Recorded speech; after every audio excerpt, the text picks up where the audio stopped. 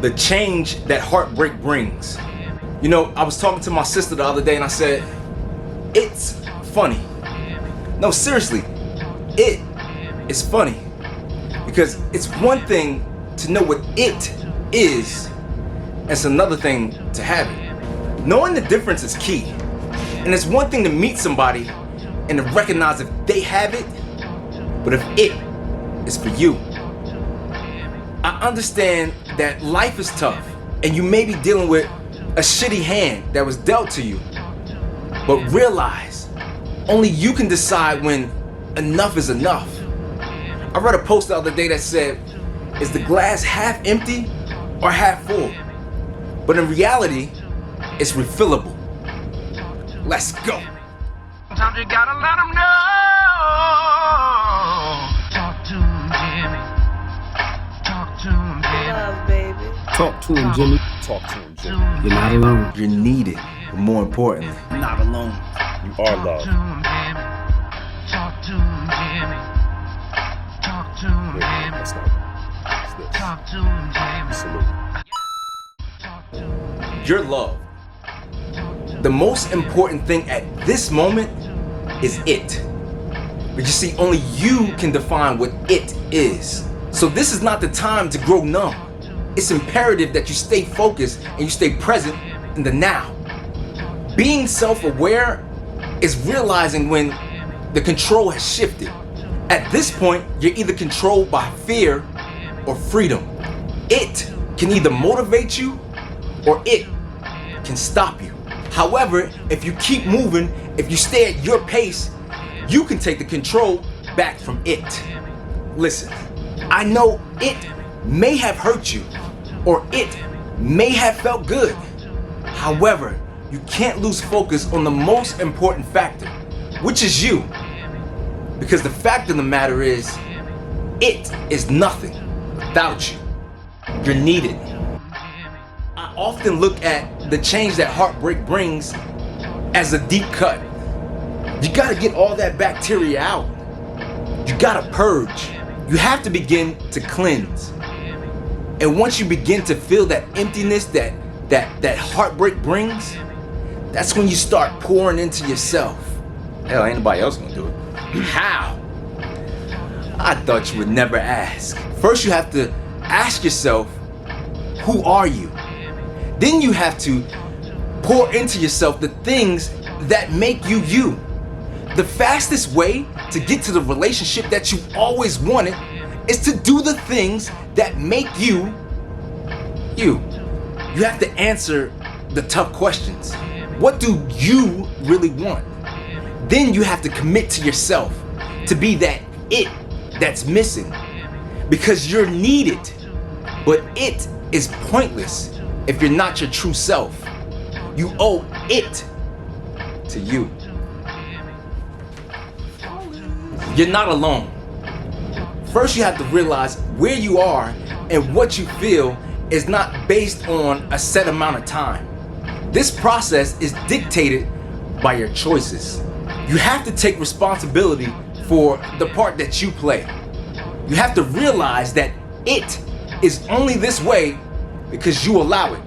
I get it, you're hurt, and that pain may be justified, but you staying there is not changing anything. So you have to find out what it is that's hurting. Is it actions? Is it disrespect? Is it neglect? Is it the delivery? Because being a punching bag, being a doormat was last year. It was last month. It's not now. Decide that now you won't allow it to control you. Quick story. You couldn't imagine the level of frustration that I received when recording this for the first time. As you can see, my focus was off. And sometimes in life, when your attention is in the wrong place, you can miss out on the very thing you're supposed to see. So, reverse that energy.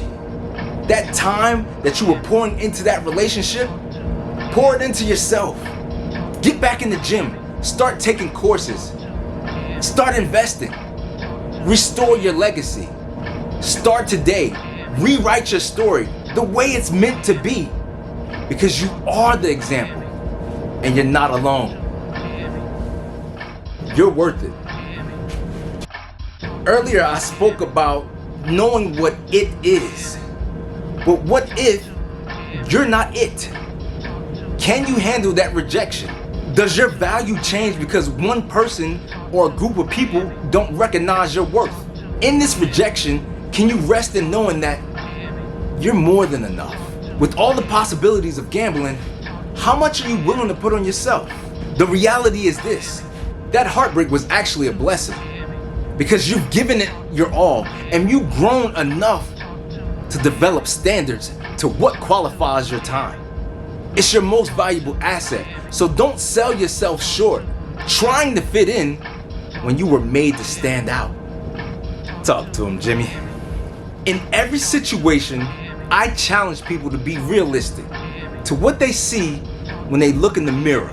You gotta stop looking in the glass and focus on the reflection. The reality is, you can't lie to yourself. The only reason why it's hard to look at what you see is because you know you're not giving it your all. So pick your head up, because this could either be one day or day one. You gotta realize that sometimes God kills the connection so that the connection, it doesn't kill you. I know hurting hurts, which is the same as hurt people hurt people. But that's no reason to become bitter, because no matter how much pain you feel, you can't make someone else feel the same thing. So channel that energy into self-motivation. The problem with people is everybody wants to be a winner, but not everybody is made to be a champion. The difference is winners, they do whatever it takes to cross the tape. But champions, they do what it takes to stay on top. Life is like a dance, but only you choose the songs that'll make you move. You gotta let 'em know. You're needed. You're worth it. You're loved. You're not alone. Bet, kid. You're not alone. You're loved. Break it down. You're loved.